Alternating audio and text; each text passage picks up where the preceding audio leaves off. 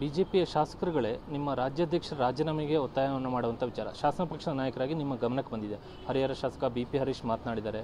ಯತ್ನಾಳ್ ಅವರು, ರಮೇಶ್ ಜಾರಕಿಹೊಳಿ ಅವರು ಕೂಡ ಈ ಹಿಂದೆ ಸಾಕಷ್ಟು ಬಾರಿ ಈ ವಿಚಾರವನ್ನು ವ್ಯಕ್ತಪಡಿಸಿದ್ದಾರೆ. ಅಲ್ಲ, ಈ ವಿಚಾರವಾಗಿ ಈಗಾಗಲೇ ಭಾಳ ಚರ್ಚೆ ಆಗಿದೆ. ಅದನ್ನು ನಮ್ಮ ಕೇಂದ್ರದ ನಾಯಕರು ಕೂಡ ಗಮನಿಸ್ತಾ ಇದ್ದಾರೆ. ಸೂಕ್ತ ಸಂದರ್ಭದಲ್ಲಿ ಅವರು ಅದರ ಬಗ್ಗೆ ಒಂದು ನಿಲುವನ್ನು ತೆಗೆದುಕೊಳ್ತಾರೆ ಅನ್ನೋ ವಿಶ್ವಾಸ ಇದೆ. ನಾನು ಆದರೆ ಸಮಯ ನೋಡಿ ನಾನು ಡೆಲ್ಲಿ ನಾಯಕರನ್ನ ಭೇಟಿ ಮಾಡಬೇಕು ಅಂತ ಇದ್ದೀನಿ. ನಾನು ಕೂಡ ಡೆಲ್ಲಿ ನಾಯಕರನ್ನ ಹೋಗಿ ಭೇಟಿ ಮಾಡ್ತೀನಿ. ಆ ಸಂದರ್ಭದಲ್ಲಿ ಇದೆಲ್ಲ ವಿಚಾರಗಳನ್ನು ರಾಜ್ಯದ ಏನೇನು ನಡೀತಾ ಇದೆ ಬೆಳವಣಿಗೆಗಳು ಡೆಲ್ಲಿ ನಾಯಕರ ಗಮನಕ್ಕೆ ತರ್ತೀನಿ. ಒಂದು ಪರಿಹಾರ ಅಂತೂ ಇದ್ದೇ ಇರುತ್ತೆ. ಆ ಪರಿಹಾರವನ್ನು ಆದಷ್ಟು ಶೀಘ್ರವಾಗಿ ಡೆಲ್ಲಿ ನಾಯಕರು ಮಾಡಬೇಕು ಅನ್ನೋದು ನಂದು ಕೂಡ ಒಂದು ವಿನಂತಿಯನ್ನು ನಾನು ದೆಹಲಿಗೆ ಹೋದಂಥ ಸಂದರ್ಭದಲ್ಲಿ ಹೇಳ್ತೀನಿ.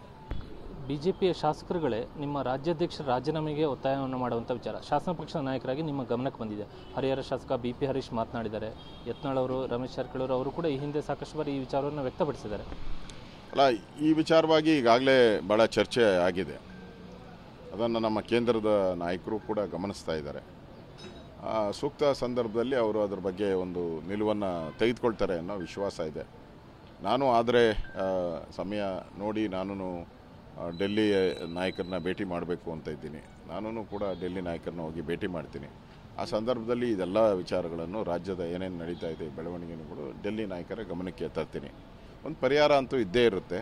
ಆ ಪರಿಹಾರವನ್ನು ಆದಷ್ಟು ಶೀಘ್ರವಾಗಿ ಡೆಲ್ಲಿ ನಾಯಕರು ಮಾಡಬೇಕು ಅನ್ನೋದು ನಂದು ಕೂಡ ಒಂದು ವಿನಂತಿಯನ್ನು ನಾನು ದೆಹಲಿಗೆ ಹೋದಂಥ ಸಂದರ್ಭದಲ್ಲಿ ಹೇಳ್ತೀನಿ.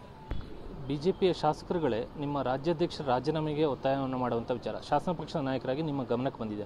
ಹರಿಹರ ಶಾಸಕ ಬಿ ಪಿ ಹರೀಶ್ ಮಾತನಾಡಿದ್ದಾರೆ. ಯತ್ನಾಳ್ ಅವರು, ರಮೇಶ್ ಜಾರಕಿಹೊಳಿ ಅವರು ಕೂಡ ಈ ಹಿಂದೆ ಸಾಕಷ್ಟು ಬಾರಿ ಈ ವಿಚಾರವನ್ನು ವ್ಯಕ್ತಪಡಿಸಿದ್ದಾರೆ. ಅಲ್ಲ, ಈ ವಿಚಾರವಾಗಿ ಈಗಾಗಲೇ ಭಾಳ ಚರ್ಚೆ ಆಗಿದೆ. ಅದನ್ನು ನಮ್ಮ ಕೇಂದ್ರದ ನಾಯಕರು ಕೂಡ ಗಮನಿಸ್ತಾ ಇದ್ದಾರೆ. ಸೂಕ್ತ ಸಂದರ್ಭದಲ್ಲಿ ಅವರು ಅದರ ಬಗ್ಗೆ ಒಂದು ನಿಲುವನ್ನು ತೆಗೆದುಕೊಳ್ತಾರೆ ಅನ್ನೋ ವಿಶ್ವಾಸ ಇದೆ.